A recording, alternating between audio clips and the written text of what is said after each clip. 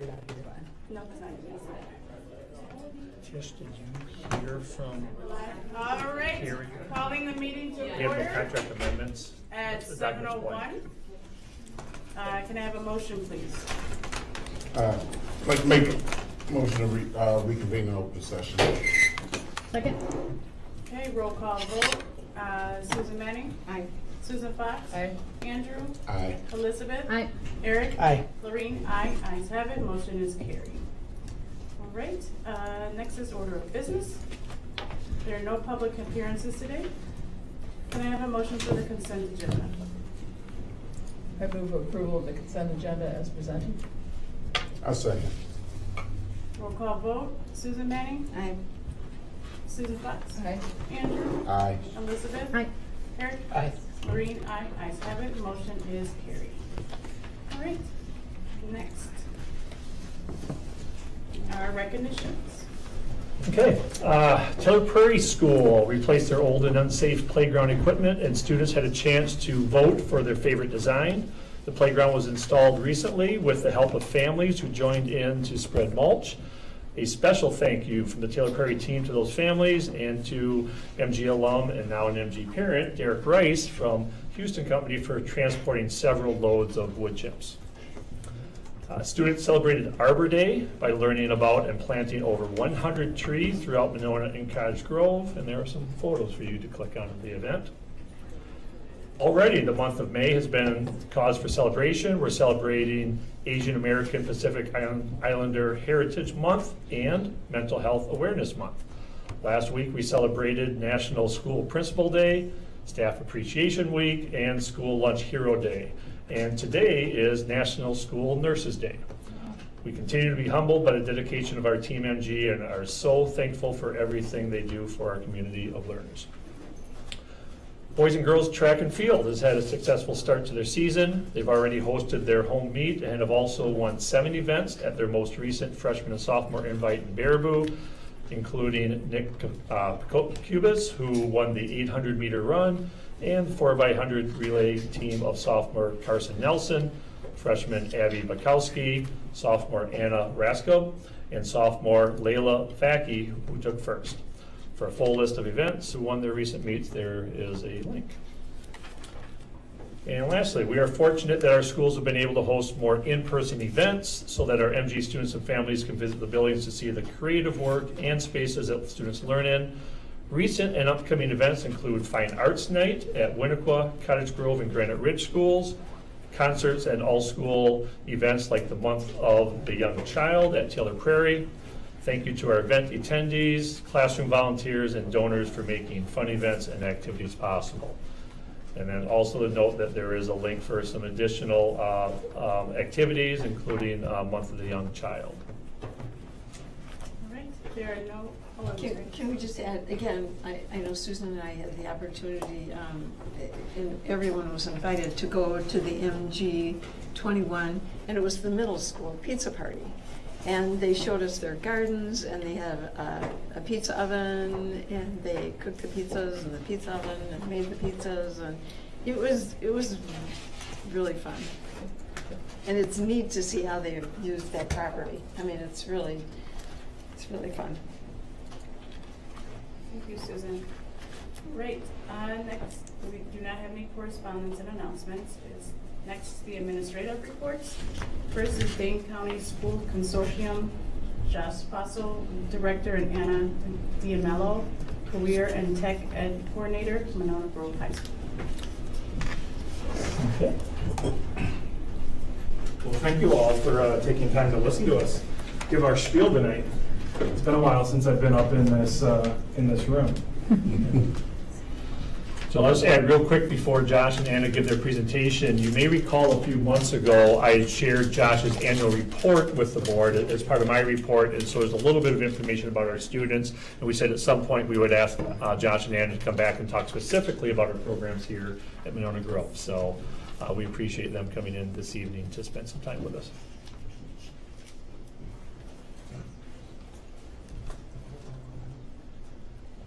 I think we're connected, but I think we're still trying to get tech to go. Yeah, well, it'd be nice if The audience can see it, yeah, because we can see it on our screens, but Yep. you guys can And of course, my head is in the ring. see it. Sit on down, Andrew. Come on. But, and I might also mention that Anna was involved in the strategic planning Mhm. group.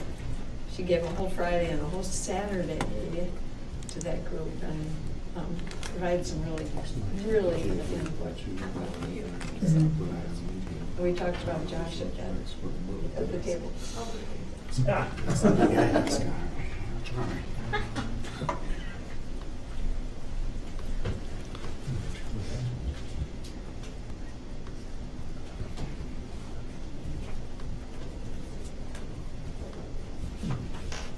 Of course, I talked before everybody wants it. So you just plug in and then.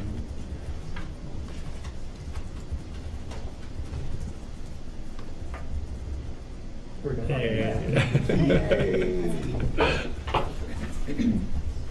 All right, so I love starting with this when we talk about apprenticeship. I don't want to give you all a quiz, but it is AP testing time, so I feel like multiple choice time would be good to go through. But when you think of apprenticeship, skilled trades mostly come to people's minds when you think about that at first. Apprenticeship has changed drastically over the last 10 years. To the point where we have IT apprenticeships, biotechnology apprenticeships, health. UW Health has 3 of their own registered apprenticeships. So all new career paths and career entry points for students to get into different trade areas. So wanted to kind of walk through a little bit more about youth apprenticeship, that role, and a little bit about the CTE program and at Monona Grove. So in youth apprenticeship, the interesting part, I had just looked back at this was our 28th banquet this year. We held at the high school last Wednesday, 2 Wednesdays ago. Started in 1991 with printing, and Monona Grove hosted the very first banquet for the Dane County School to Career Consortium. We only have 11 career clusters, and that's because out of the 16. And that's because these are actual placements where we can get a student started while in high school, employed, paid. You add all those pieces together, it makes it a little bit more of a challenge. What makes youth apprenticeship different than a lot of the other work-based learning programs is we put all 3 of those, what are normally in individual silos in our school systems, together, right? And so that technical instruction, you can take an advanced class, but you put that in with your core academics and with your work-based learning and funnel that all together, and that's what creates the youth apprenticeship program. I just came from, I'm excited to share that we have Madison rejoining the consortium, came from a career fair at Memorial High School, and a student was asking, well, I'm really interested in law, and what do you have in law? Well, we technically don't have a law pathway, but we can get a student in a marketing role or in a finance role within a law firm. Right, and so you just have to think of where can you get started, because as a high school student, right, you can't get started in law, but you can get started around law. And that's a really hard thing for students to grasp or understand, and to get them beyond the, I'm gonna get a part-time job, which is good. Getting a part-time job in a career path that you're interested in is better. And we always say getting a youth apprenticeship, really getting that jump start on this career to make sure it's something you wanna do for the rest of your life, for the next 4 years, etc. We do, well, we don't have all 16 clusters. We have 55 career pathways, and some brand new ones. The state is currently working on avionics, gas distribution technician. The one they just are putting through right now is a broadband technician. And actually had a cell phone tower company call me and say, we're looking for somebody to climb towers. And I'm like, yes, because I have kids who want to climb towers and they can't. Right, and so we've had students who want to be linemen, have not been able to get that opportunity through those various channels, and go, what if we can do this? While they're under 18, here's what we can do. And when they turn 18, can you let them climb? And they're like, yes, I have people who won't climb. And so that's why I really enjoy my job. I get to connect where our students are and where our industry is, and how do we bridge those two a little bit more effectively. And Monona Grove's been around from day one of not only the consortium, but involved with having students in, and I think it's now one of one of the larger schools that participate in the consortium. I'm going to go through some data in that. So I know this is a little bit hard to see. This is the state dashboard. This is something new they built last year. This is a live piece that you can get off of the state website. And it essentially is giving you the last 10 years of history. You can see the program areas and their size, right? And you look at construction, right? And yes, it's large, but it's not the largest, right? And so we have manufacturing and health sciences. And those are areas that people don't normally come to the first when you talk about apprenticeship. Now, tool and die is huge, but not in our students' repertoire. One of the biggest challenges I have is that last year, while we placed 46 students in construction in our area, and we reached our all-time goal, a high of 315 youth apprentices placed, doing pretty fantastic. And you look at Monona Grove and go, wow, we had 43 students from Monona Grove participating, which is fantastic. I look at that and still go, but I had 7 students who wanted to be in construction youth apprenticeship. They all wanted to be electricians. And last year we placed 15 electricians, the most ever, right? It's been really hard to get into that trade area. So placing 15 was awesome. We still had 7, but helping those 7 go, wait, you know you can be an electrician as a maintenance technician. Most of them are all electrical certified because you need to be able to work on all the machinery. Do you know that the automotive industry is all going to be electronics, right, in the next 5 years? And so while we have a really low number in transportation, but that's all becoming electronics. And so how do we help students realize where their interests and their skills match, along with where the career opportunities are going to be? And that's the kind of ever balance of youth apprenticeship and helping to educate students about different opportunities. So we had a couple of students today at this job fair, they were interested in marketing, and I had no companies just there with marketing. But students at this Passion for Pause, right, had also done marketing. And students at Monona Bank have done marketing. And so help them think outside of banking is only finance. Banking can also be marketing and IT and some of those other cluster areas. So this is Monona Grove's enrollment and their trend line over the last 10 years, right? And significant improvement and growth. And again, the gray line is the how do you compare to the rest of the consortium, right? So that's our consortium averages, and the blue line is where Monona Grove's sitting compared to the rest of the consortium. So excellent numbers, great that we have so many students participating. And then I look at the reality and go, wait, we have 315 students in Dane County, and we graduate 5,000 every year. I go, we could still do so much more, right? And so there are still, you think of all the students, and I hear the parents go, I wish I had this opportunity. I go, you did, your students do, let's get them connected. Rather than some random part-time job, let's get them connected to that job while in high school in their career pathway. The thing, that misnomer of where do students go, the one that bothers me the most is, hey, I'm looking for those kids who don't want to go to college next year. Can you send me some apprentices? You're starting with the wrong mindset as an employer when you do that. 43% of our students go to 4-year school, 25% go to direct employment, and 31% go to a 2-year college.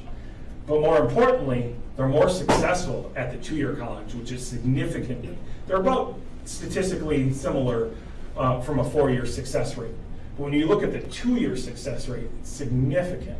Those students complete a 2-year program much more effectively. Why? Because they have the skills they're coming in with, they're going to a program they need, and they're getting out and jobbing out. One of the things that we've been struggling to do, and I've been trying to push the state on, is to get kind of that longitudinal career earnings study. And still trying to pull some of that data to be able to really say, students who participate in an effective work-based learning program earn X more dollars in their lifetime, or have X less job changes in their lifetime, right? And you think of, where are all your degrees, and are you in that industry, right? And our goal is to reduce the number of times you have to make that switch. It's a misnomer about who is a youth apprentice, right? And so we can take students junior or senior year of high school. They do have to be 16, and so oftentimes students will come in late, and that's okay. We can take a student at any point. So oftentimes students will be like, oh, I missed it. You don't really ever miss it, right? And so we have these deadlines for enrollment, but a student at any point when you're ready, we can take a student and connect them. but they have to have a career plan. And so that's where the school coordinators at each district are really important to really talk through, where's the student been? What classes have they taken? Where does the student want to go? What classes are they going to take? And does that align to one of our pathways and job opportunities? And then how do we adjust their school schedule to make all of those things fit together? Because we also have to connect into related industry experience, instruction. And so if a student wants to go into healthcare, the first thing we're going to look for is, have you taken med terms or med-oc? And if you haven't, we want to get there. So from an instructor, a CTE instructor lens, right, we're pushing students back to those classes that a lot of students might skip because their friends aren't taking them or because they'd rather take other classes. And so really trying to get them connected to those classes that are career focused. And then 450 hours seems like a lot. But when you break it out to the course of a school year, it's 10 to 15 hours a week, 20 to 30 hours a week in the summer.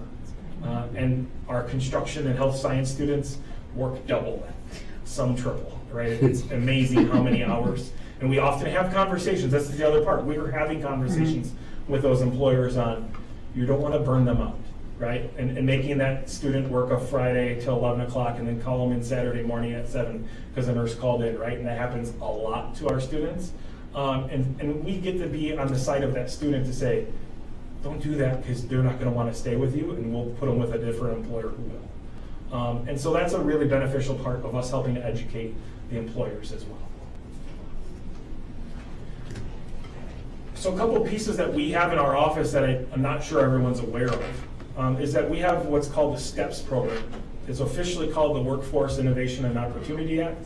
It's the federal funding program through the Workforce Development Board, through the Department of Workforce Development. You would think it's all connected through DWD, but a whole lot different rules and regulations. But any student who needs a little bit of extra help, when we take a youth apprentice, right, and they're dealing with lots of quantities of students, and say, here's a resume template, make your resume. There's a certain percent of students who can do that. There's a whole lot of percentage of students who need a little assistance. And that's where this program is designed to come into, to help them, give them that career coach, to help them through that process and build the life skills of how do you be on your own, getting that first bank account, getting some of those pieces set up so that you can handle the direct deposit world that we're all in. And you'd be amazed to find out how many students don't have bank accounts yet. There's a pretty good significant percentage of families that still don't have their children connected to the banking system yet. And then they're living off those payday check cashing pieces. And so really trying to help that group of people learn a different way of being successful in the business world. And that's where our STEPS program comes in. In addition, we also help and offer CTE support, and this is where Anna's going to come in to talk a little bit more about how kind of CTE is working at Monona Grove. But CTE support from ACP supports. Future Quest, which I am excited to announce, is on November 29th, 2022 this year. We have it booked at Alliant Energy, and we're going to find a way to get everybody there in person. And so now one of the biggest challenges that shut us down last year was the busing shortage. So I've already committed to, I'm going to get buses ourselves and find a way to get every school and student who wants to get there available to that expo, so they can learn more about the career opportunities, so they can choose better high school classes, so they can, right, this is a full continuum of helping students make better choices about where they want to go. The other part to that is helping with some additional grant dollars, from career tech incentive grants to our fast forward grants, all kinds of extra funding to help support the CTE program. So this is Monona Grove's current list of employers for youth apprenticeship. And not your traditional, right? And so only one or two construction companies. And yet that's the first thing that most people think of when we talk about apprenticeship. A lot of health, bioscience, right? We have 30 students across the county in biotechnology doing research at UW. Actually, several of them, the rapid tests you're using, I think I connected two of our mentors to you when they were trying to push the rapid testing. And so we have a student in that lab helping to process that work. So really a variety of career paths and options to really help connect students. And the part of where our office comes in is that connecting point. When a school district goes through a transition or school coordinators are looking for options for students, we're able to make that experience similar for employers and provide additional resources to connect students to employers.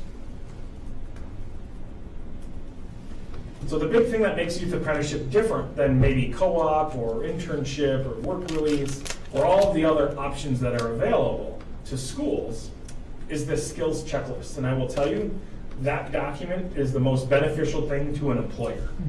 It's also the most confusing thing. So the state has really gone through this big modernization, and we've gone from skills checklists to job guides. And the job guide is all the skills a student has to perform on the job site. That's very different than a state certified co-op where the teacher can sign off on half of them. Having a student have an employer say this student can do these skills on a job site is huge. And these are some of the pathways that we have for students to participate in. And I have 3 right now in both landscaping and forestry, where we have education and arborist.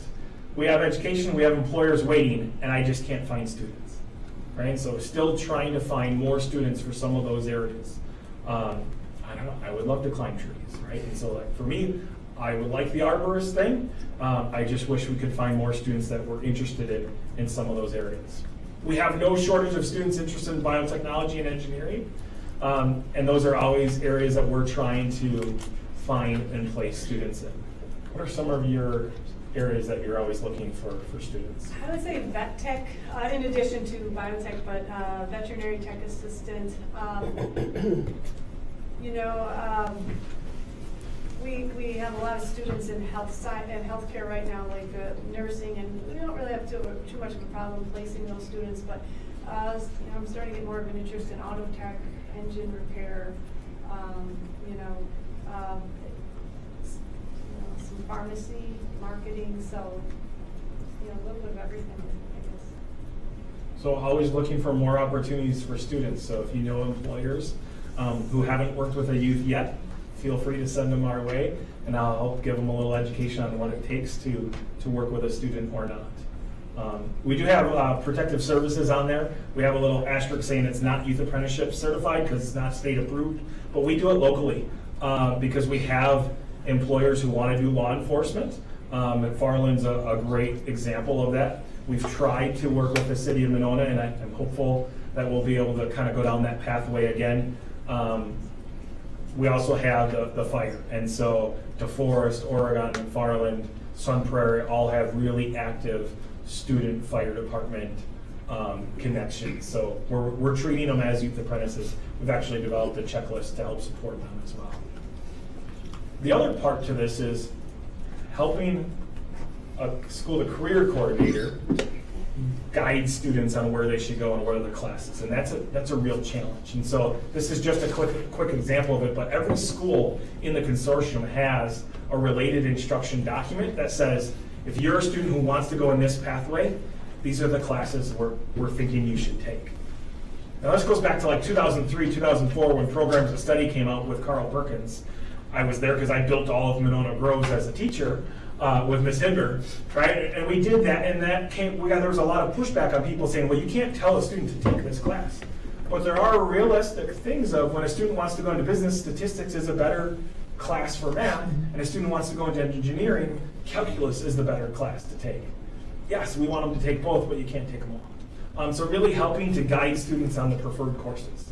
And then where do we come in as a consortium? When your district lacks something like an auto shop, we run an auto class. Or you lack an advanced construction class, I run 2 night classes for for construction. We run a vet tech class, we run a pharmacy class. So we run those classes to help support schools that necessarily don't have that instruction in their walls. The always thing is people always, how do you know why it works? We happened to go out, we were filming a video for QBE, and they happened to have 5 youth apprentices still there that day, and I was like, whoa, okay, this is cool. But then we went and looked at the history. And while QBE would look at this and say, wow, I have 7 people who are in green who are still employed at our company, that's great. From a turnover perspective, I look at this and go, look at all the grays. every single one of them's in the IT field. And that's, to me, what Youth Apprenticeship does for students. Gets them that jump start on their career path. And you look at where they've gone, right? None of them say help desk support, which is where they all started as a youth apprentice, right? But we got them their jump start to move up that ladder. We have high school students training college students on how to do some of these pieces. So the other part, I gave a presentation right before COVID, talking a little bit about how is CTE doing in your district. And really looking at going, all right, are we combining those college and career readiness things that a lot of the schools were talking about? Everyone talks about 21st century leadership skills, our work-based learning, and are we really having a conversation about all those pieces working effectively together? So we look at what does it take to be successful, right? And the reality, that vision of students have access to high quality education, but leads to rewarding career opportunities, right? I think of district vision, mission statements and go, to be successful in the global economy, right? But are we really connecting them to career paths, all students, right? And that's obviously my goal, my vision, but to go give them the skills where they need them, right? So that they are successful at those next levels.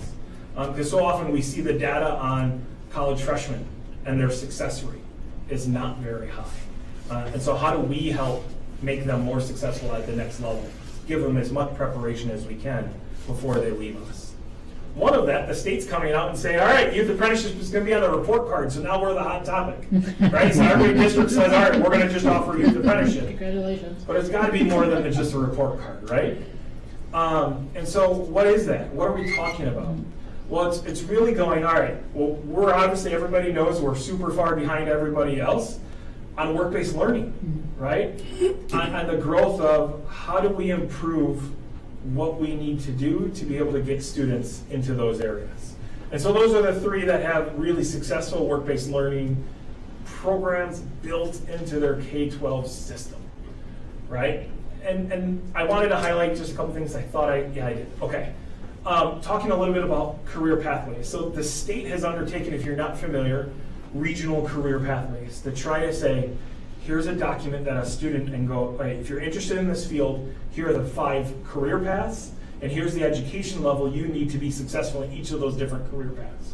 And trying to connect that. And Monona Grove's endorsed the regional career pathways, but to really help students get an understanding of what is the education level you need for a career. Instead of starting with, I'm going to college and then I'll figure it out when I get there. And that's what we're trying to kind of flip on. The other part to this is the new hot topics of equity and social and emotional learning, right? And what happened when we hit COVID, all of ACP got thrown out the water, right? Because we didn't have time for it, et cetera. But I would have argued this is the most important thing that students needed during that time.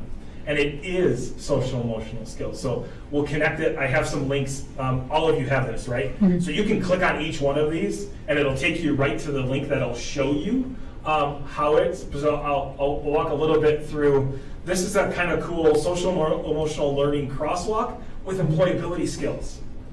So often I think as districts we leave those in 2 separate silos, right? And so we're hiring coordinators to do this work, but they're not connecting to the other coordinators who are doing similar work and go, man, what if we just could merge those 2 together and let people see this work together? So while we're spending time on social emotional stuff, helping them connect that to a job or a career piece. So that was an important one I wanted to at least highlight for you. And then the other part is equity. I would argue that work-based learning is the biggest success tool you can to close the achievement gap, because they have the biggest challenges to life after high school with work-based learning. And we can talk about story after story of student where we've used our designated funds to help fund a student to get to work, clothing for work, right? All those things that they don't have in that home life, right? And don't have access to or those resources. Or if we can help bring them up now, we'll take them and break that cycle. And that's where work-based learning really can come into some of that equity piece. So something to consider about really, how do we make it part of the conversation instead of a sidebar.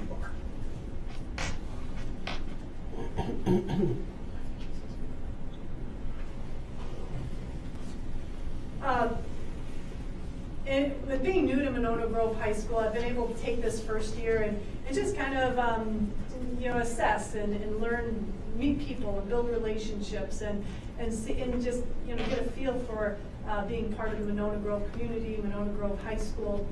And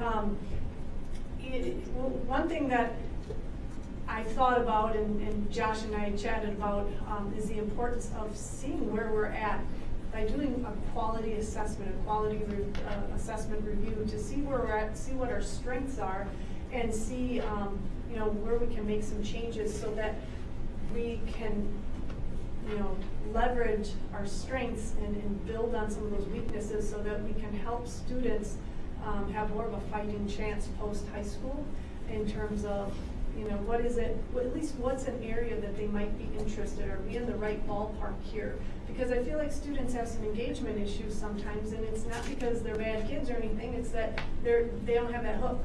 And so a strong CTE program can help be that hook that brings students into the fold and makes them feel included and part of something. And so part of this review process includes teachers, parents, students, the business community, and administration. And it would take about 2 years to go through in its entirety, but we would get feedback and we'd get data, and then we'd be able to make decisions based on the data that we found. And so Josh is going to talk a little bit more about some of our opportunities, some options, and where we're thinking about going with this. And so I think if you look at your current strategic planning process, that includes all 5 of those groups, right? And really thinking about that from a school district lens. And now we focus it in on career and tech ed and go, where are we making connections? Some of your CTE departments are making really good connections with your business community. Some of them maybe are not. But if you ask a teacher, right, they might have one perspective. But if you ask the business community, they're going to have a different. And if you ask administration, it's a whole different perspective. So trying to bring all those perspectives together to help understand where you're at, what you're doing well at, and then where are there opportunities to kind of work through. I think this is your Malcolm Baldridge Plan, Do, Check, Act process, right? And this sort of follows that same model of looking at it, evaluating it, creating a plan together, and then moving forward and then monitoring that. So in 2018, and again, right before the pandemic hit, and then we were trying to go through this and share these opportunities, this was the end of the year, where ACTE, which is the Association of Career and Tech Ed nationally, came out with this self-evaluation instrument to really help teachers identify how well they're doing. And we say that's pretty good. UW Stout has been a leader in CTE for years, and they have a little bit better only because it goes through a full rubric at each one of these standards, right? And so trying to help evaluate yourself, and those of you who have learned effective rubric development, right? And go, okay, where am I sitting? How do I know if I'm a 1, 2, 3, 4? Well, you need to actually be able to see and identify what you have. And so that's a little bit better of an opportunity. And then what we're saying is kind of the best is to combine those 2 pieces together and put that out there. So we put together a draft proposal for Monona Grove to kind of walk through and go a CTE comprehensive review. That essentially has some deliverables and walk through how are we doing on each of these standards on an effective CTE program. And are we doing all of this work as a district? Because work-based learning and youth apprenticeship is just one piece of it, right? There's so much more to it. And so Anna was going to share a little bit more about all the things that they are doing this year in CTE. There's a lot of great teachers and a lot of great things going on in our CTE classes at the high school and middle school level. A few of the highlights I just did a page worth of. First of all, Thomas McGregor, TJ McGregor, health science teacher, was just awarded the CTE Teacher of the Year honor recently held Youth Apprenticeship Recognition Night. There's currently 3 active career and technical education student associations at Monona Grove High School. We have HOSA, DECA, Skills USA. Monona Grove currently has 4 regionally endorsed local pathways, and those are the pathways Josh had mentioned we were part of earlier in the presentation. Also, 43 active youth apprentices, which is second highest number of youth apprentices in Dane County. I always tell my colleague in McFarland that I'm coming for her. Monona Grove has students enrolled in assisted childcare class where students have an opportunity to earn a certification to work in a daycare center. And we always want to try to have a curriculum and equipment that meets industry standards. And so through part funding through Perkins, part funding through designated funds, the Tech Ed department has purchased a CNC machine that meets those industry standards and will be used in manufacturing courses moving forward. So one of the things I wanted to kind of highlight a little bit about what are the roles of a effective CTE coordinator, right? And so there are 17 standards that the state has. I found the state one, which is from 2003 when Elizabeth Burmaster was still the superintendent. That just dates me a little bit because I might have been around back then. And so I was like, well, that's outdated, but honestly, if you look at the list, it's the same. The core competencies of the work haven't really changed. And so I wanted to highlight a few things that are here to kind of get some attention of, all right, are we implementing CTE evaluation plans for program improvement? Are we analyzing our CTE data? Are we engaging in those practices for conducive for continuous improvement? And there are some structural things that now are maybe preventing some of those pieces from happening within CTE at the high school, right? They don't have the common plan time. They don't have some of those pieces where you can get that. They don't have the professional development leadership. Some of those pieces to really move CTE together. So this past year, my inaugural year here, some of my main duties, I promoted and led the youth apprenticeship program, began developing relationships with industry partners to help support our CTE program goals. I worked on gathering and analyzing some CTE data for the comprehensive local area needs assessment. Currently, I'm still in process of working with our fiscal agent on writing the Perkins grant. It's in process, like I mentioned. I submitted information for the tech incentive grant as well as the graduate follow-up data to DPI. And so those are just some of the things that came to mind.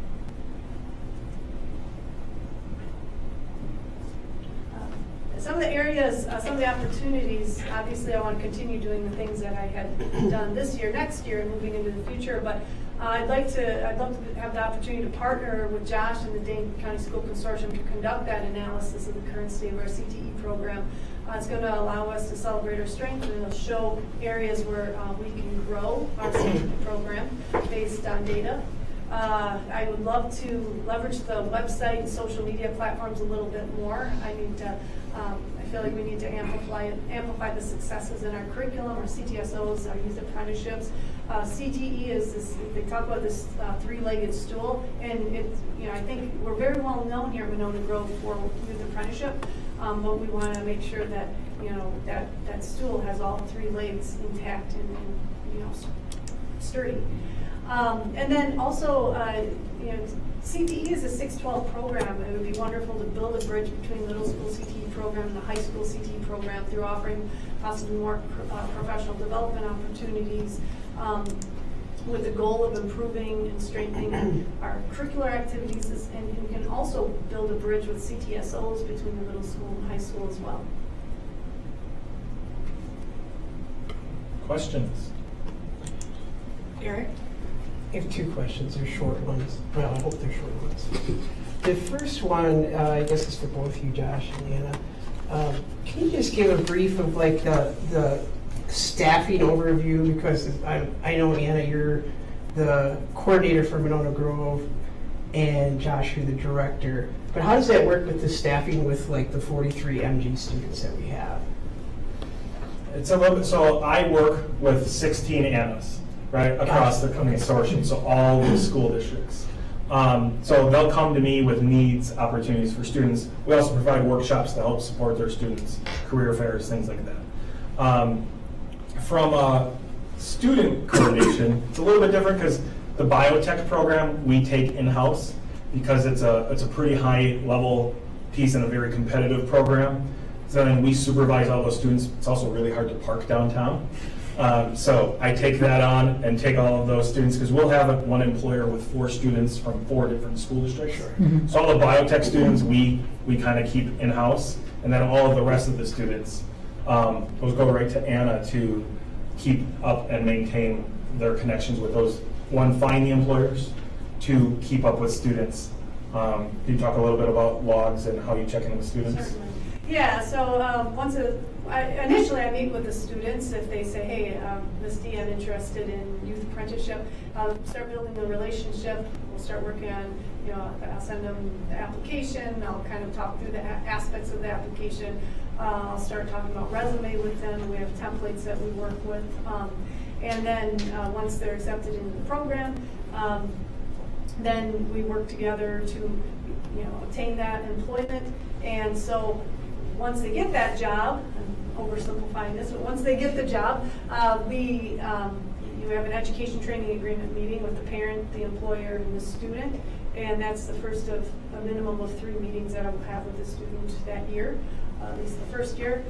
So we'll do check-ins with employers, we'll do quarterly check-ins, and then I work with students where, twice a month I have them check in with me, sometimes in person, sometimes just do a quick response to a message. How are things going? What are you learning? Any challenges, et cetera, et cetera. And then we work through that process. When they're done with the program, we close them out once they've met all the requirements, met the hours, got the signatures, and there's a senior banquet where we celebrate them when they move on from youth apprenticeship into the next stage of their life. Okay. And then the other question was, and I don't expect you to know this, but I'm curious, how many of the 43 students for Monona Grove, are there any other students that have an IEP or disabilities? Do we have that population in that group? Yes. Okay, good. I'm glad to see that. I assume that's not a qualifying factor, I'm sure. No, I would say that obviously we can do more to reach, honestly, part of CTE and part of the evaluation process is how do we include and how do we break barriers for special populations, students from special populations to enter, like why are they taking our classes or not taking our classes, why are they engaging in work-based learning, why aren't they, why are they participating in CTSOs, why aren't they, and so there's that data piece. And so yes, we can do more. We do have some, but we can improve. So Monona Grove's percentage of students participating is very closely resembles your district percentages. I know I can't give you the number off the top of my head, although I do have it, because we track it. We've been on a 5-year goal of holding that expectation for every school district. Because I just sent an email to 5 school districts who put them on the, hey, you're in needs of improvement, and I would like you to participate in this equity group with me so that you can do better at your outreach. The good news is Monona Grove was not on that list. Okay. All right, thank you. Elizabeth? Yeah, this is really great. Thank you so much. It's such a kind of cool and exciting and I think innovative way for kids to sort of think about what it means to leave the bubble of high school and education and sort of dabble into the workplace. And I was really glad that you mentioned employability skills. That was actually my first question when you started talking about how much money you make or how much you retain or whatever else. I'm like, there's this whole SEL employability skills component. So thanks for mentioning that. 2 questions. It's actually 2 sides of the same question, right? And so we have a lot of students relative to the county engaging in the program. And so my question is, what do you think accounts for that success? And then the other side of that is, I also hear a need to increase that, right? We want more kids to do it. And so what opportunities do you think there are to increase our participation? I think our amazing staff at the high school has done a great job feeding into that pipeline. Our counselors have done a wonderful job marketing this program. I can't say I've taken 100% credit for that high number since I'm new here. I hope to be able to maintain that and even do better. That's always the goal. But I think students, I think parents, I think they see that their students, their children are in the program, and the parents talk to their friends, and the students talk to their friends. If it's been a positive experience, I think people want to be a part of something that's successful, and they want to be part of something that's going to help them grow. So it's building that culture of seeing the value, because you are giving up other opportunities, right? There's always a choice and there's always a trade-off. And what are they giving up? Now, they still have students who are participating in sports. There are students still participating in clubs, but not at the same level, right? And so you have to make choices depending on the field you want to go into. Some of these fields you can work different schedules that don't impact a school day, but many of them has to impact the school day. So if you want to be in biotech, you're gonna have to be able to get out of school by noon, so I can get you downtown by 1. And you have to work the lab till 5, because the labs don't open in the morning, right? Most of the college kids. And so it's the reality of the program, and they have to make those choices. But I think the value of, all right, here's the skills I'm getting, and I'm getting all these safety trainings, and I'm getting these lab skills. And this 2-year students end up teaching college students, right, how to do the lab work. And they're still there. It was crazy. We had Sarah from FluGen who came to our career event today. They haven't hired a student. This is one of our problems. They haven't hired a student since her. She's been there since 2016 at FluGen. She went to UW-Madison and has stayed as a scientist now with that company. That's cool. Thank you. Susan Manning, and then So I'm not sure it's really a question. It's more a thank you. And that is, and I'm not sure if you just do this naturally or if it's part of your process, but the way you reach out to all students, and a lot of it often is our personal experience, but when our students were coming through Monona Grove, we had a unified science program. So there's no biology, chemistry, or physics direct class. It was a unified program. So you got really good solid threads of each. But then as they were going into the healthcare areas, they had to take college biology and then college organic and inorganic chemistry. And you and Sheila reached out to these students and helped them in their programming. And they may not have been in a youth apprentice class, but you help them. So is there still that, we had Bill Ziegler's physics class, which were those, and then Johnson, the anatomy and physiology class. So you brought them to those other points. So do students have, other students that may not be into a career path yet, do they feel comfortable with access to you and your abilities and your opportunities? Is there, or does it have to be teacher referral, or does the student just walk in the door? Back then, you all connected with all the students.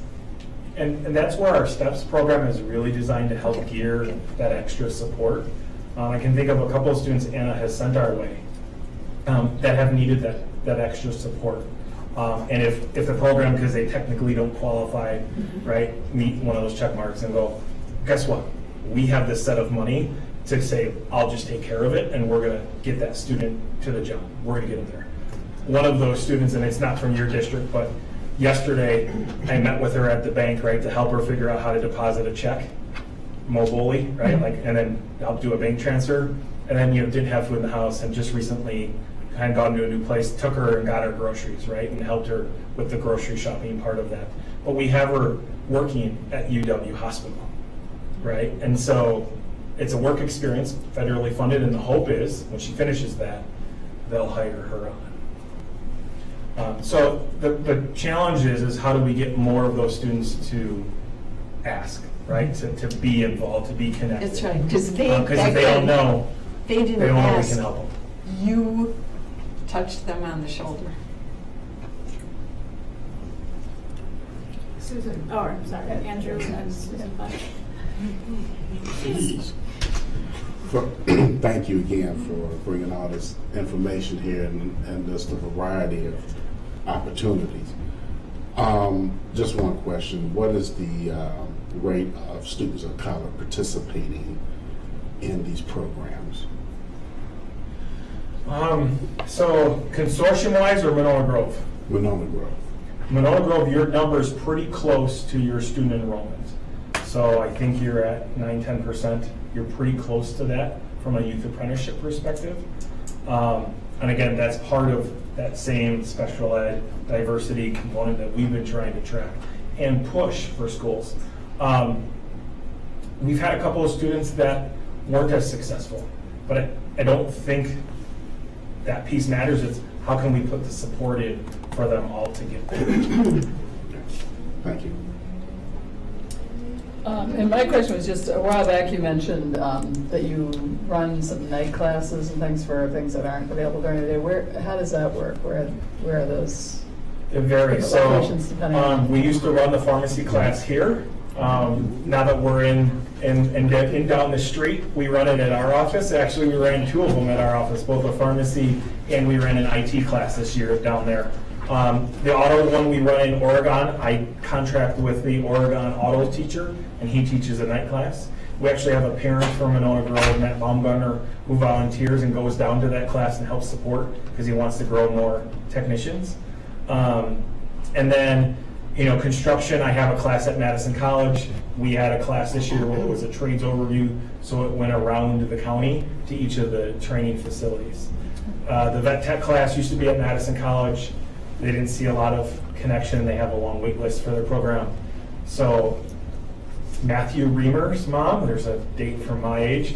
I think they still have I saw another Reamer come through in the list, so I think there's still one around. Mom works at UW School of Vet Medicine. Happened to be the same time I lost my Madison College, made that connection, and we have a class for our vet tech students at the UW School of Vet Medicine.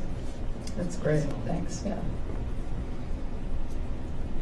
And you did mention before that our guidance department is aware of, I guess, keeping them aware of those kinds of opportunities, so I hope they're aware of those as well, because that's great. Thank you. So, first of all, I want to say I apologize if I mispronounced your last names. But my question is going back to the students of color. I know that one of the requirements is that grades have to be satisfactory. So do we know what that means? What is satisfactory? Is that a C level or? It's pretty open and it's written in that way for that reason. Okay. Grades and attendance cannot be a requirement to get in the program. But if we look at a student who has questionable attendance, I'm not going to put my name on it to an employer to say, hey, I can't send you on a job site. So that student's not ready yet. So typically what we'll tell school coordinators to do is, all right, talk to that student, tell them I want to see an improvement in the fourth quarter. And if we see their attendance improve significantly, now we know they're on the right track. And that then helps motivate them to be successful in school as well. And then they might say, okay, you're not ready yet, but you're going to be ready at this quarter. So we can put them into youth apprenticeship at any semester along their path. So each one of those 4 semesters, they could start when they're ready. So same thing on a grades perspective. It's written there, you would need to be successful in the career path classes, right? But if you had not a passing grade, but you were showing improvement in your grades, then we would put that student out there. That's great, because I was worried about barriers. Yeah. That some students may just be struggling and then, are not able to get into the program. So that's good to know. I think that's the only question I have. It's a great program. And I can send you your diversity snapshot if you want. I think it's in the annual report. It is, yeah, and I don't have it right in front of me, but that is something that's tracked, and Josh always shares that out with us. And as you mentioned, my recollection is that, at least the last year or two that, we were fairly close to, matching our demographics, but it's definitely something that's a priority. All right, there are no other questions. Thank you. Thank you.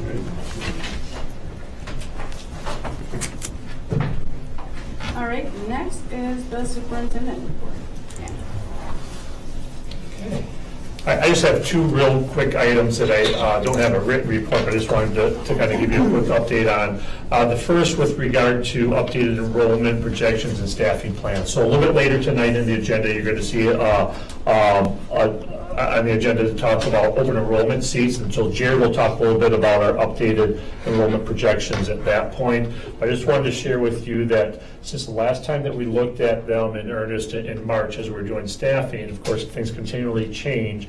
And so there's 3 key changes that, or additions that we've had to make.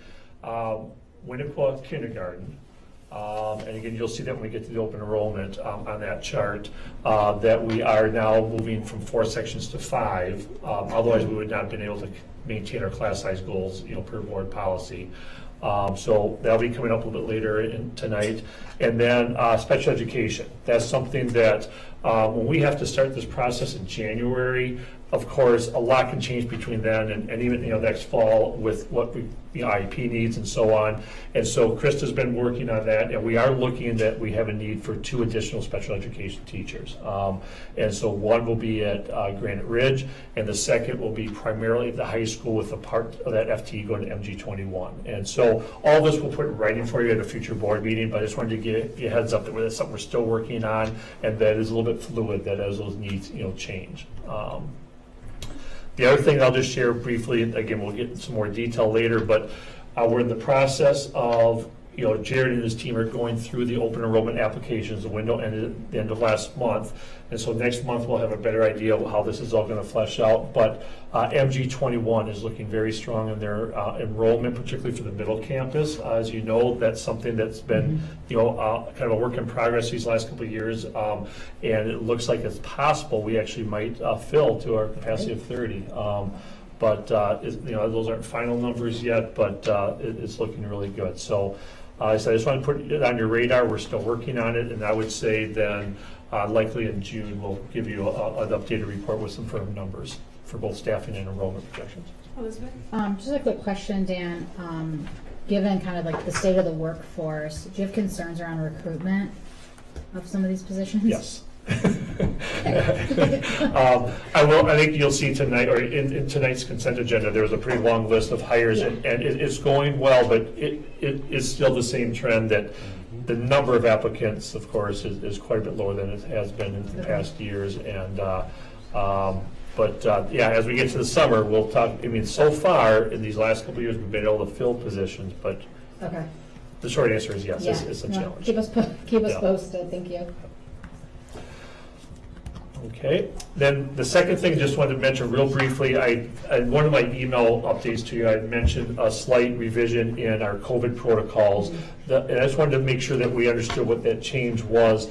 We are still being consistent in that we're following the recommendations of public health and CDC, but where there's a little bit of a gray area is how you identify a close contact.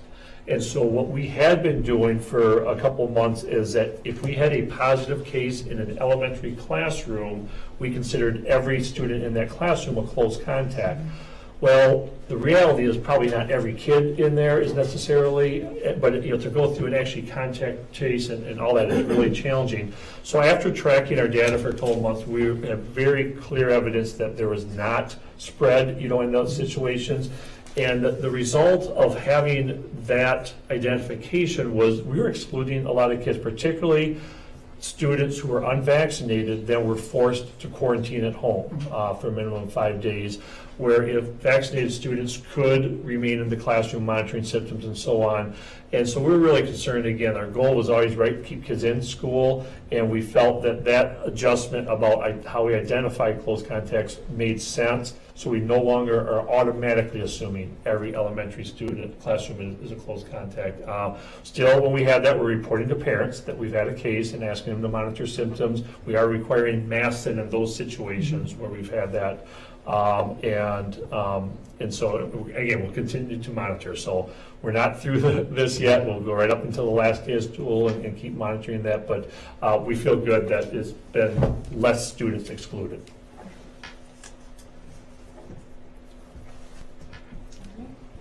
Questions? All right, next are board reports. First is policy committee, Susan Manning.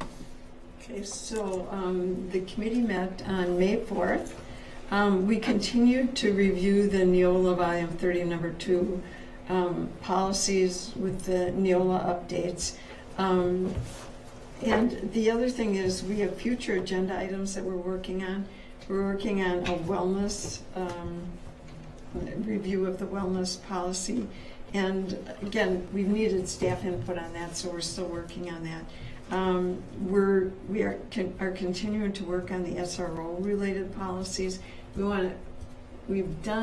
Each of us have done some research, but we really need to do more. And every time we turn around, there's a new article. There was a new article in the State Journal about the percentages of the survey people that support the right kind of program and the right kind of school, and the incredible support for that. So again, we're still doing research and trying to use our memorandum of understanding language so that it's clear the board has a choice on that. And then a workforce secondary traumatic stress policy so that we can support our staff in that arena.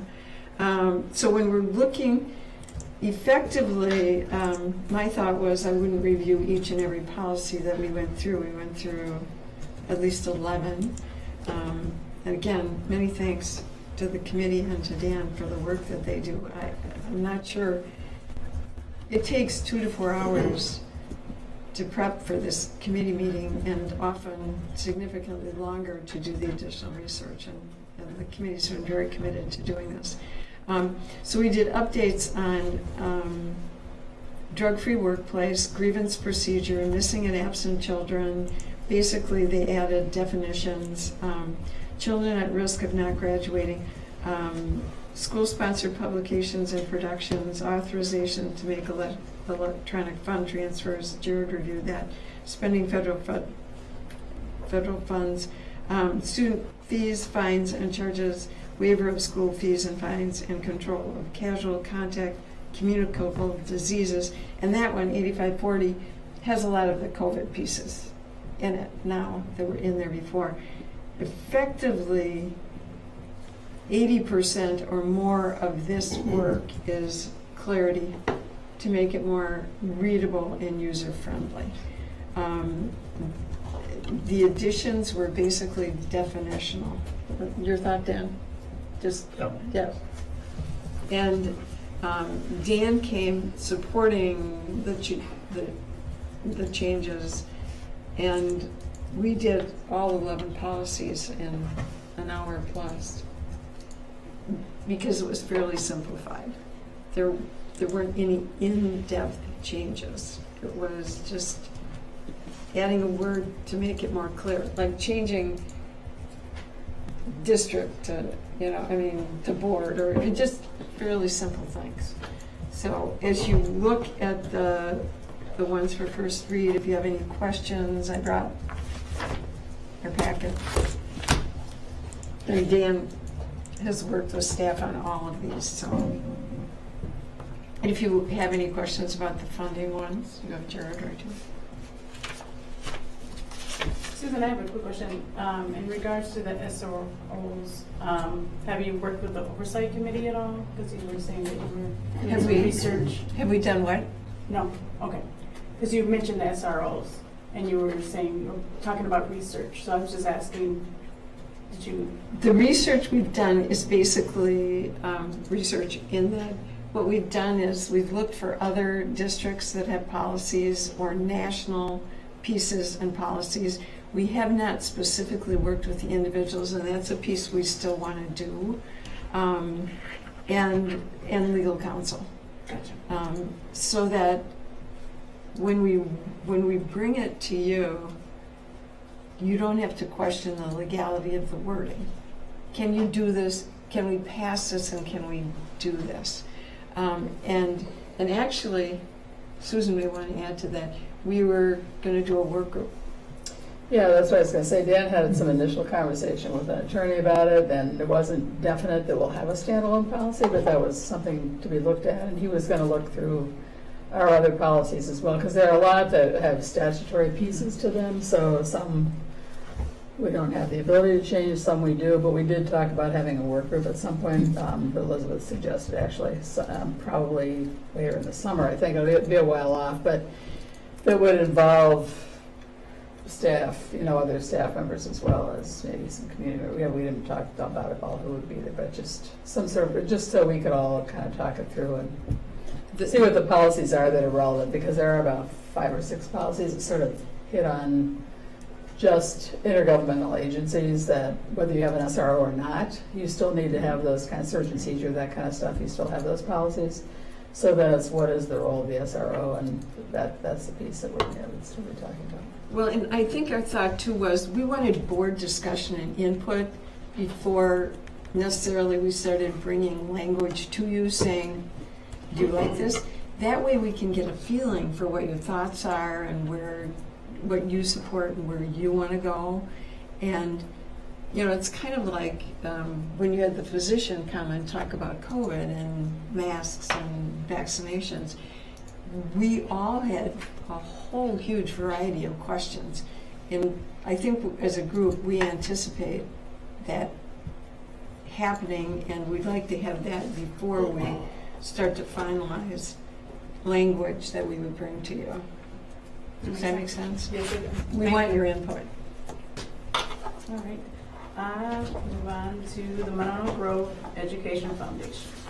Yeah. Susan, may I speak to the first one before you Yeah, begin? absolutely. If you don't mind? So, because one of the In fact, things, would you like to give the report, Dan? well, no, just the first piece, and the reason We is, just met yesterday. yeah, and you notice on Susan's report, she is accurate what I reported out, but we had one of the things that the foundation did is help fund a college visit for a family in need, and is meant to be anonymous, and I mistakenly actually said the name of the college at the foundation meeting, and so we wanted to make sure we keep that confidential to respect privacy of the family. So I just wanted to mention that before we go through that. But it was awesome. Our foundation is really looking at expanding their role and looking at individual needs of families and students on a case-by-case basis, and so that was a real success story.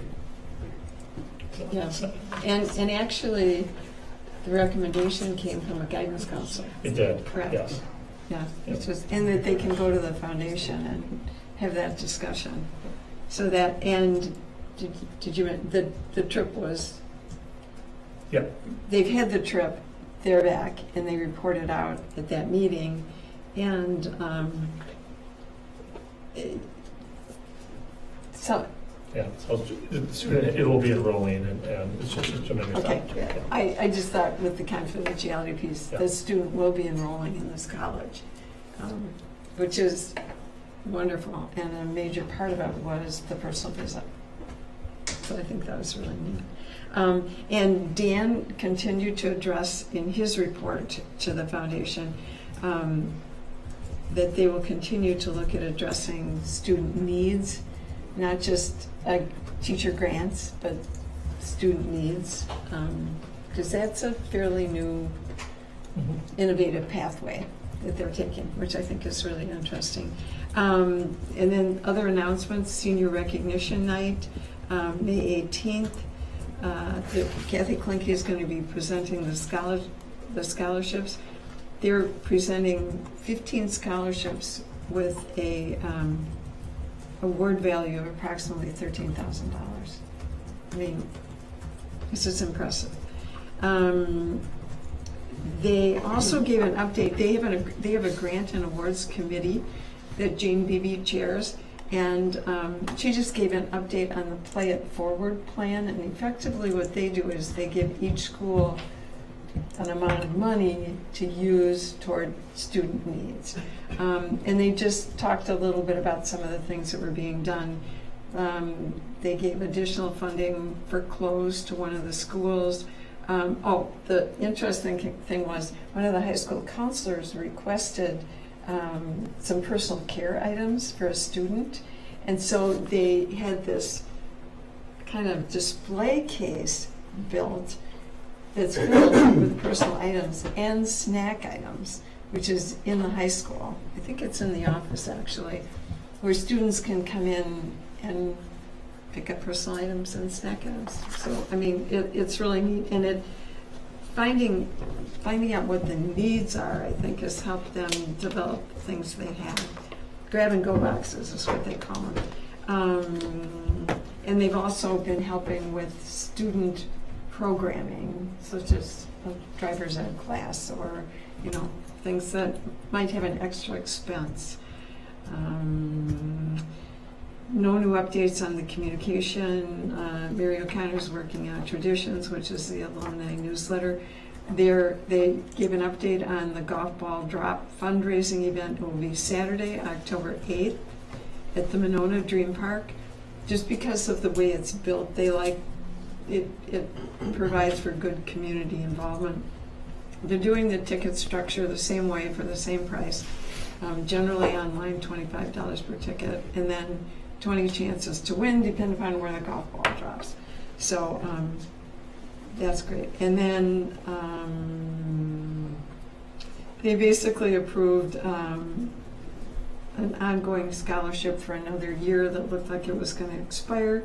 And then they had a discussion about how to make sure they have good, solid support and integration of the Cottage Grove Optimist Snack Pack program, because they kind of help administer that together. So they talked about how they want to do that. And then they adjourned.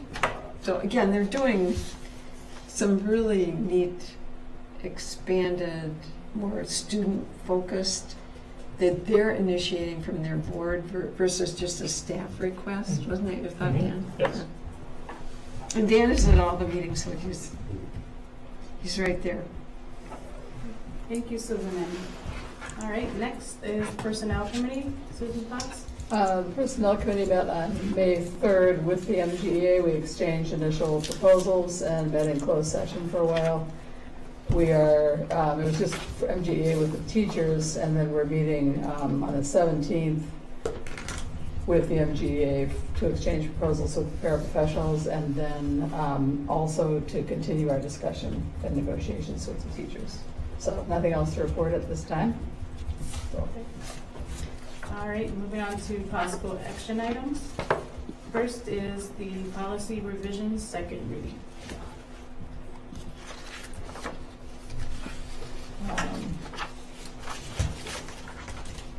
I would move approval of the following policy adoption and amendments as presented. Then it's, well, I guess I'll read it's just three, so I'll read the list. It's 0155, policy 1230, and policy 2431.01.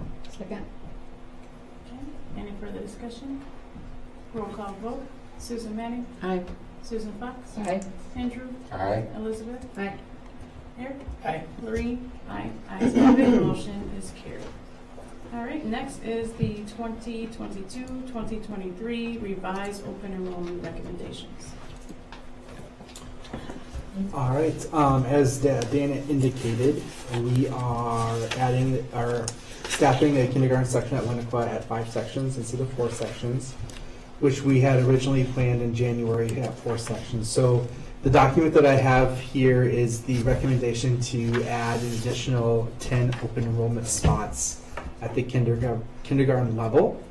Part of the reason that we are adding the 5th section for kindergarten at Winnequa specifically is that when we looked at enrollment as the spring progressed, we are already at our class size goal, and we do anticipate some more resident movements. And so by adding that additional section, that brings us outside of our range, which means that it gives us the ability to add some open enrollment spots.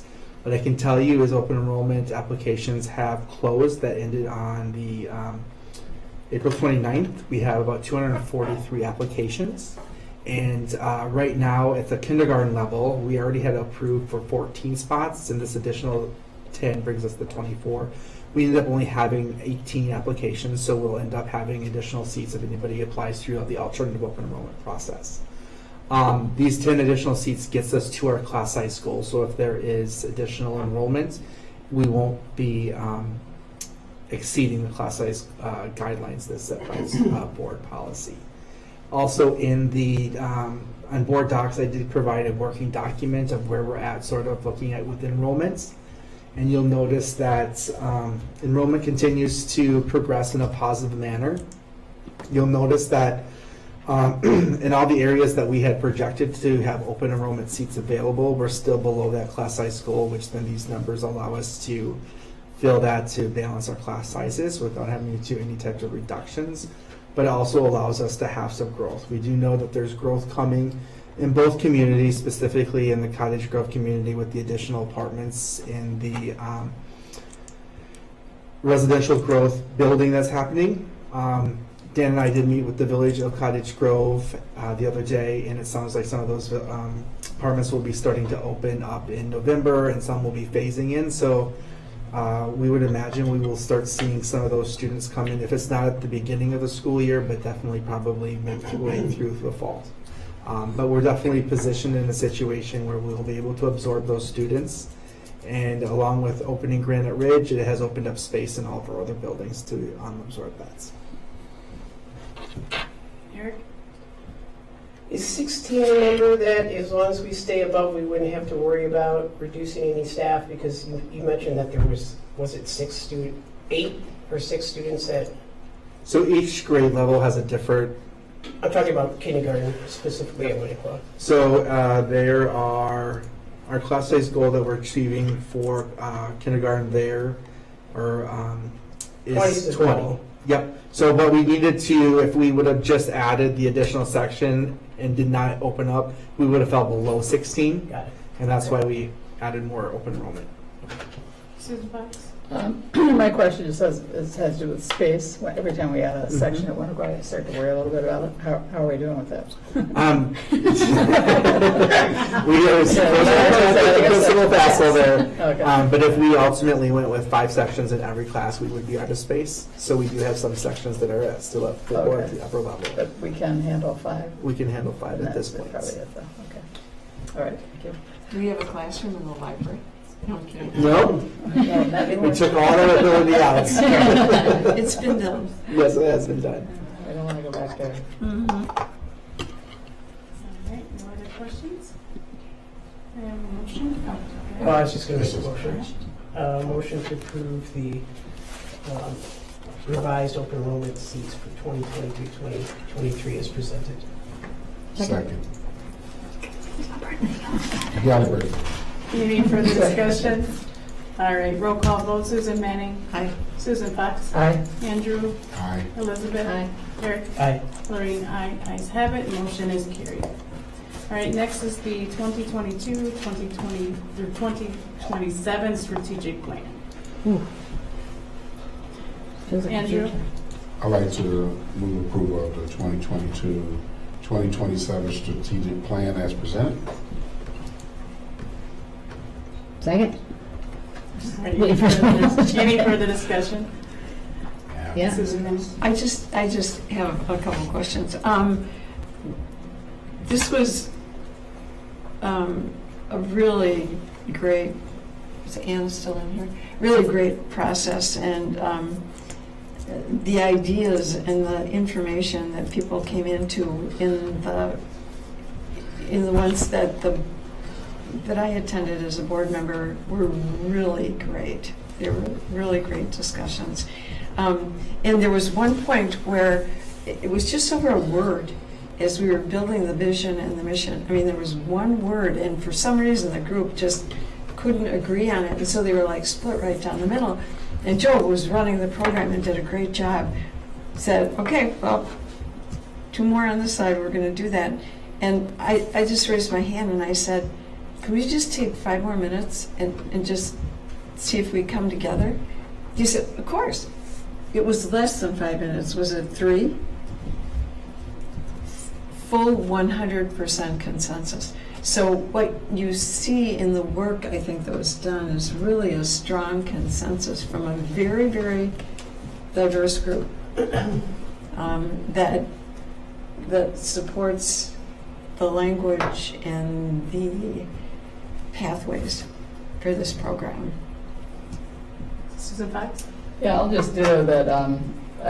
The facilitator did a wonderful job, and the whole group, parents, community members, teachers, everyone was engaged. I think pretty much everybody talked, maybe not only in our small groups, but we just had great conversations. The whole thing was really extremely well done, I think, and I'm really happy to see our mission vision pared down to something that we can all read. Yes. That was part of the goal, was to get it all on one page, so we don't have all those lengthy explanations. I mean, there's a lot more that goes underneath these. In fact, in our,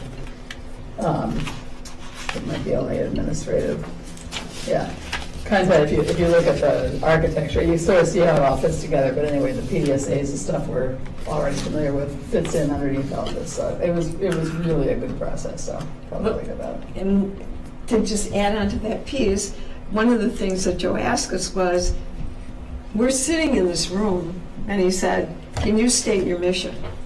We're going, global learners, right? Well, I think and it was more, that it was on paragraphs. I mean, that was our shortened version of it. It was, you all know what it was like, and we brought the sign in, and we all had the big copy of the big poster. It's good. I'm sure never got back. Yeah, just as well, because now we have a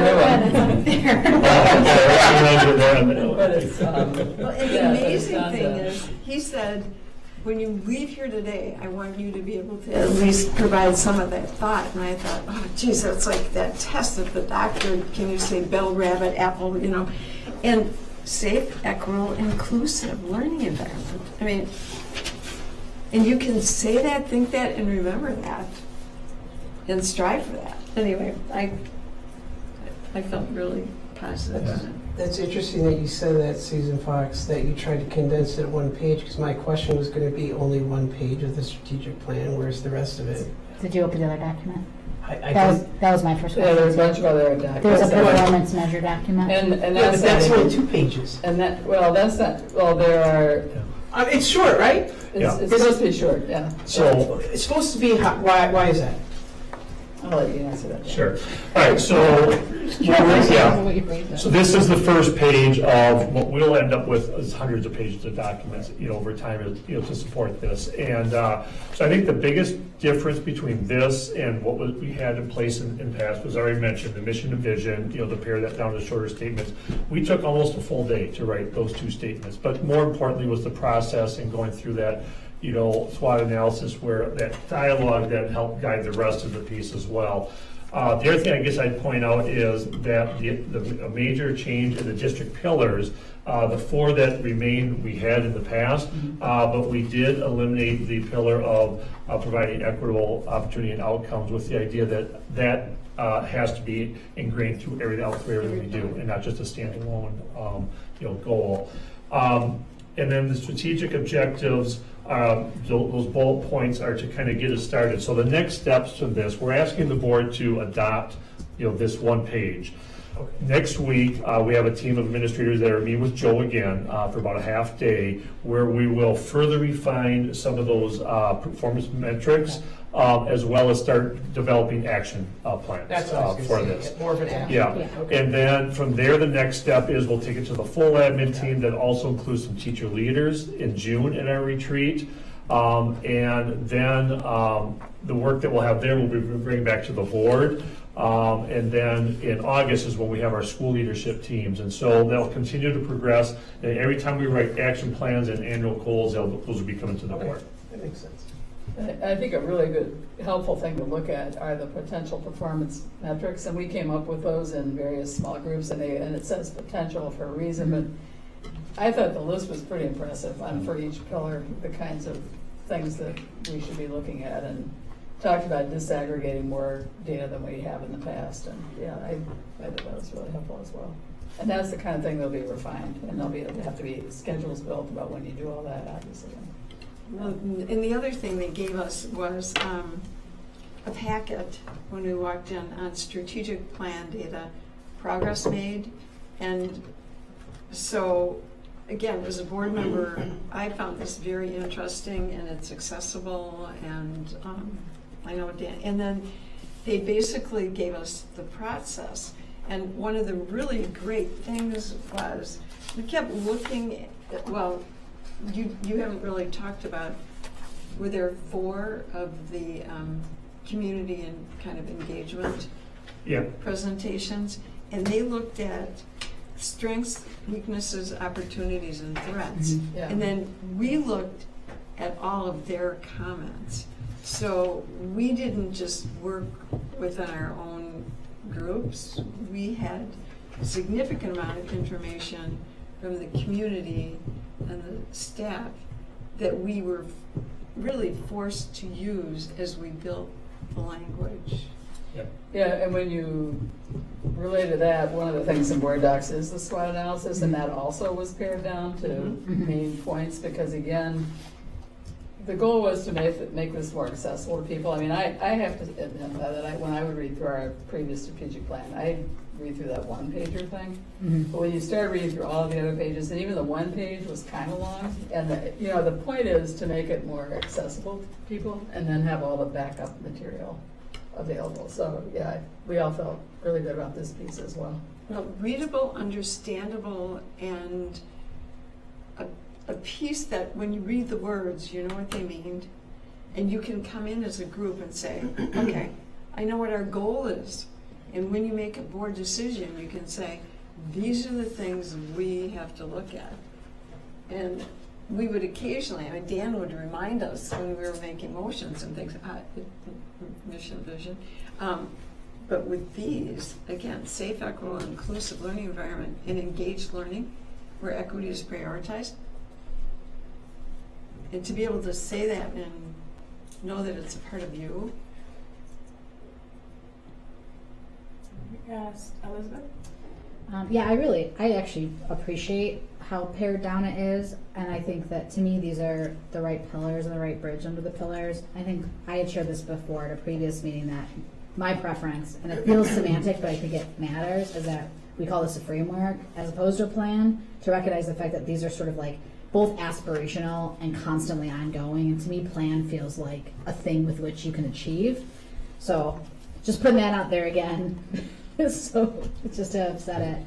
And I'm really excited for kind of the operational aspects of this. I also looked at the potential performance metrics, and there's some really good stuff in here, particularly on the TLE perspective around like, you know, how do we get good student voice? How do we get other alternative data besides the quantitative data? So I'm totally on board with this. I think it's great, and I'm really excited to see like, right, because we've got the broad strokes things, but now like the now what, how do we actually operationalize this, and then what accountability then for us as a board do we have around kind of how we're making progress towards these performance metrics, which I'm more interested in than the objectives of the strategic plan, just because like I said, they feel aspirational and ever present, no matter, like bridging the gap between academic and social emotional learning is like, that's the thing, right? Like that's the thing that'll sort of, you know, be achieved by the metrics. So, good work, everybody.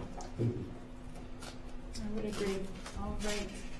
Need a motion, right? Yeah, All right. we already made a Motion. motion, so we can do roll call. Yeah.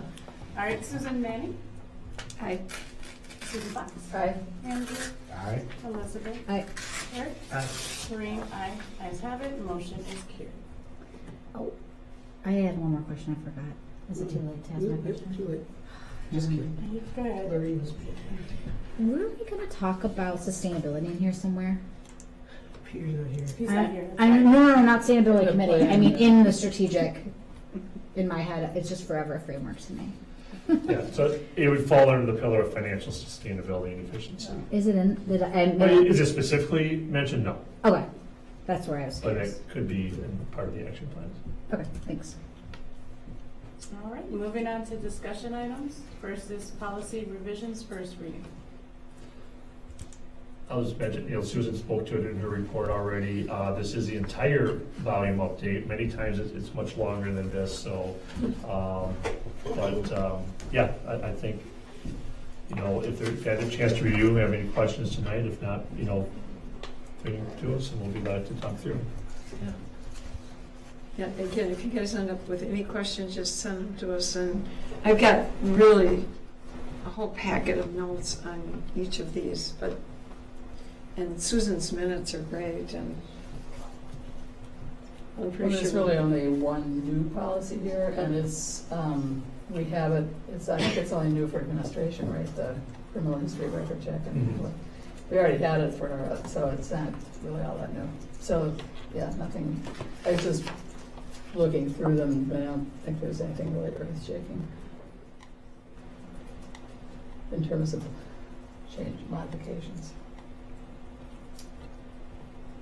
All right, moving on to future meeting dates. They are all listed in board docs. Next board meeting is May 25th at 7 o'clock. May I have a motion?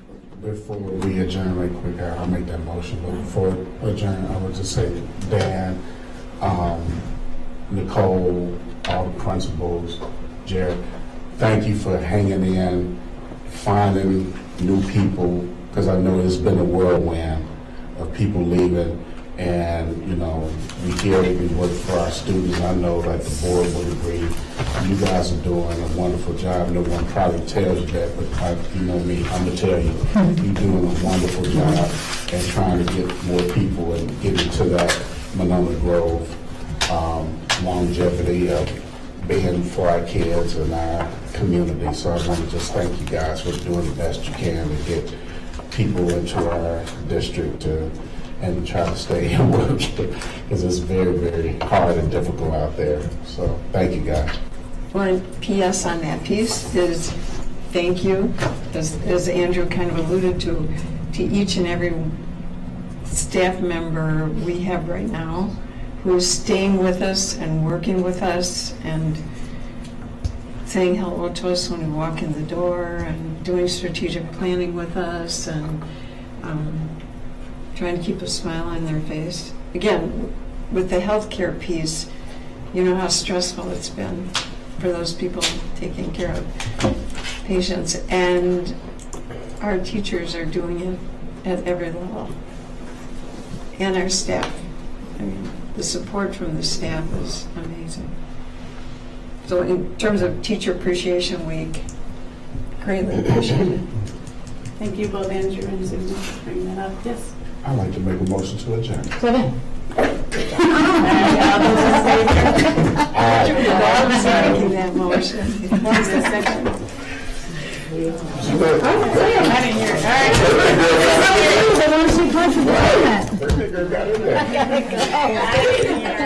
right. Literally since 3 hours. Yes, stay.